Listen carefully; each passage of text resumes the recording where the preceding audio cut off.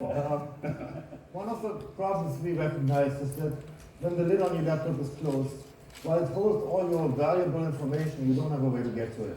So we decided to address it.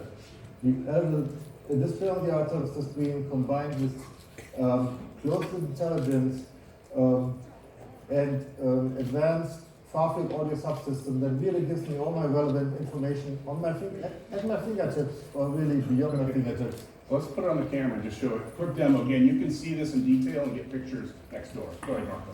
Alexa, when is my next meeting? Here's the next meeting. Your next meeting at 12 p.m. online meeting. Oh, I better get to the other room. So there's one example of calendar interaction. There could be many more. So I shared with you that this machine wakes up when I walk into my office and sleeps. We also have a demonstration of eye detection. So it brightens the screen when you look at it and dims it when you don't. Again, another battery saving feature for future. Thank you, Mark.